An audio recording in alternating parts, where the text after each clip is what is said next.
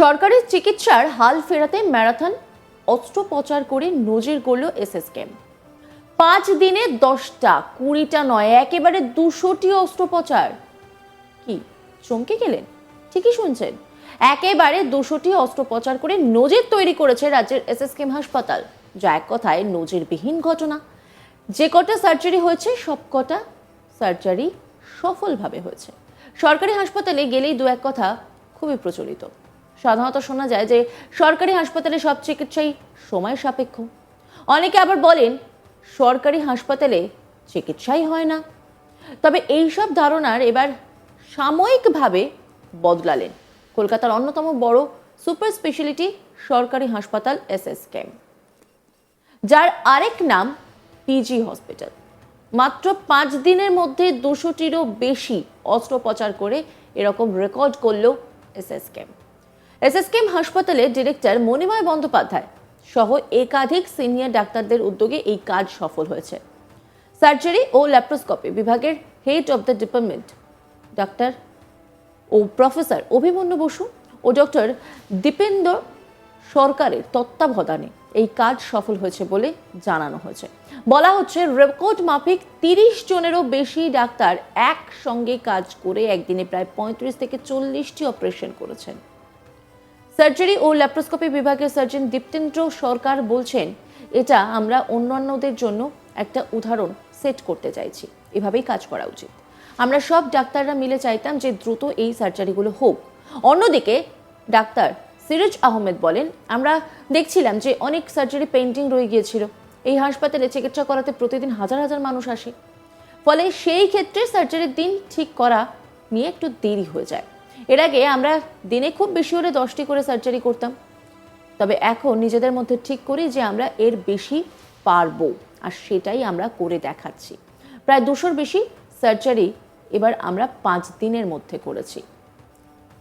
Doctor Dipendra সরকার, doctor Siraj Ahmed, এই দুজন ডক্টরের সঙ্গে কথা বলেছিলেন আমাদের কলিগ অনির্বাণ। শোনাব আপনাদের।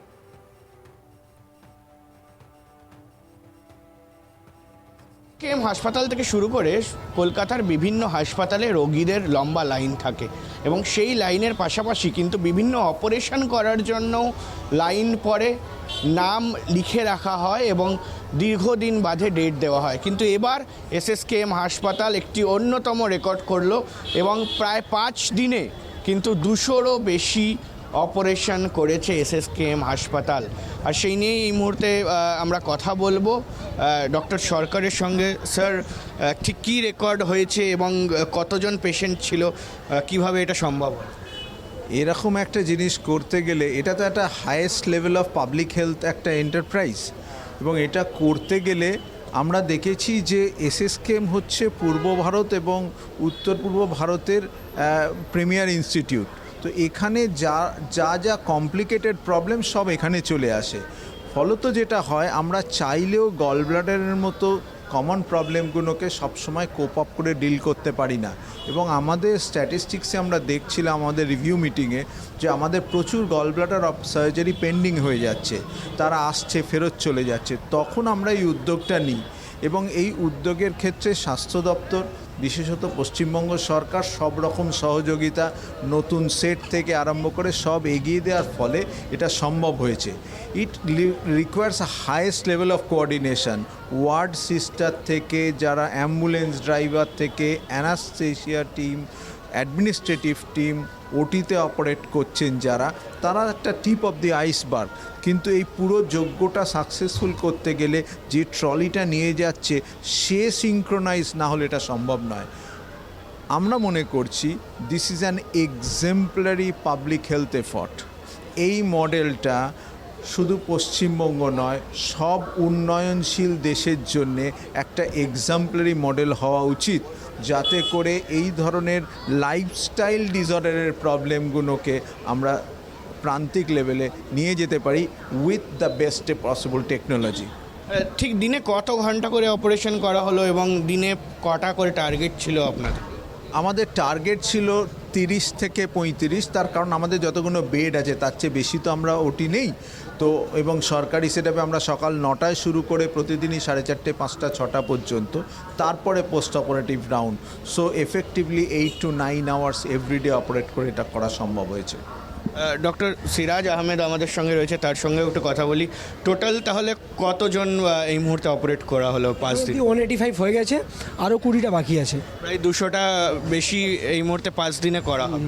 তো এই রেকর্ডটা, এটা কিভাবে চিন্তা ভাবনা করেছিলেন আপনারা যে বা টিম অফ ডক্টরস, কারণ আমরা জানি যে ডক্টরসদেরও অনেক এফর্ট দিতে হয়, দিন রাত কাজ করতে হয়, তো সে জায়গায় দাঁড়িয়ে কিভাবে ম্যানেজ হলো? এটা টোটাল ভিশন আমাদের মণিমেশ স্যার যে ডাইরেক্টর আছেন আমাদের এসএসকেএমে, আমাদের এইচওডি স্যার বাসু স্যার, আমার সরকার স্যার, এনাদেরই এটা ভিশন আছে কি এটা করতে হবে। কেন অনেক gallbladder surgery is the most common surgery perform world wise, আর আমাদের নর্থ ইন্ডিয়াতে খুব কমন। সো আমরা এসএসকেএমে রেফার্ড কেস করি।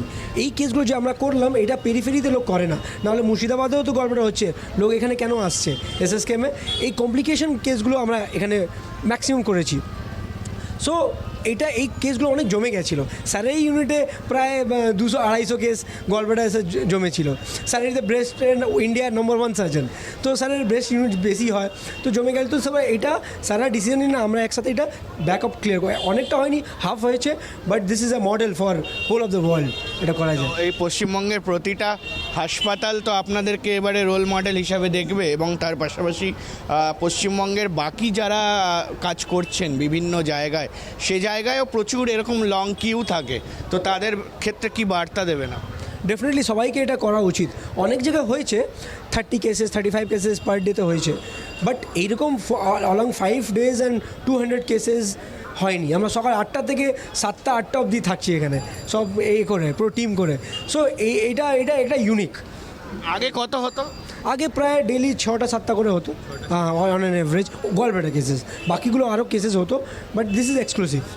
অনেক ধন্যবাদ আমাদের সঙ্গে কথা বলার জন্য। আমরা যেমনটা শুনলাম যে এই মুহূর্তে কিন্তু এসএসকেএম একটি অন্যতম রেকর্ড গড়ল, যে কোথাও গিয়ে মাত্র 5 দিনের মধ্যে 200রও বেশি গল ব্লাডার অপারেশন তারা সাকসেসফুলি করেছেন, এবং তার পাশাপাশি আগামী দিনে যাতে কোনো রকম পেন্ডিং না থাকে, পেন্ডিং লিস্ট না থাকে। কারণ সরকারি হাসপাতাল মানেই আমরা সবসময় অভিযোগ শুনি যে কোথাও গিয়ে অনেক দিন বাদে ডেট দেওয়া হয়েছে, বড় লম্বা লাইন রয়েছে। তো সে জায়গায় দাঁড়িয়ে এই অভিযোগগুলো ফের একবার কোনোভাবে যেন রিওয়াইন্ড না হয়, সেইটার বিষয়ে কিন্তু এই মুহূর্তে একেবারে সরাসরি ধ্যান রাখা হচ্ছে এসএসকেএম হাসপাতালের পক্ষ থেকে।